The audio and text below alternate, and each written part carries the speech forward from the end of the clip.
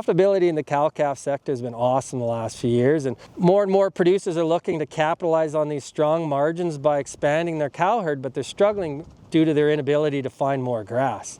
We've been looking at different scenarios now that may change that model and look at feeding your cows year-round. So to do this comparison of grazing cattle versus feeding cattle year-round, we've got to take a look at your cost of the grass, transportation, maintenance, comparing that to keeping cattle at home. And then also, secondly, we've got to compare the performance differences between the two systems. We'll run through some numbers here, and it's always important to know your own numbers and your own situation. For this example, we'll use grazing rates at $2 a day per pair. I'm going to assume $115 per pair. That'll include trucking as well as managing and checking cattle out on pasture. But if you break that down for 150-day grazing, your $2 pasture now works out to roughly $2.77 per day.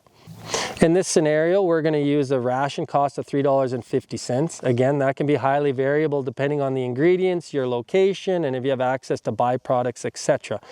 But that's what we've used for feeding this cow-calf pair right through to weaning for both the cow and the calf.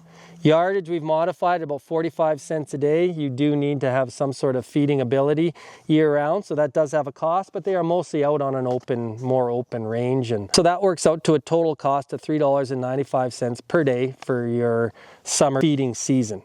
With the grazing versus the feeding, the grazing cost still works out to about $177 per pair cheaper for that 150-day grazing period. On the other hand, we've also seen some good performance on cattle that are fed year-round, where calves are seeing significantly higher weaning weights. In this scenario, we'll use the calves on the feeding system gaining 0.25 pounds more per day. That works out to about $112 of value from the additional weaning weight after we've adjusted for slide, etc. In case we've used a modest 2% improvement in open rates. That's worth another $53 a cow. So at the end of the day, although the grazing is cheaper in this scenario, it works out to only a $12.50 advantage.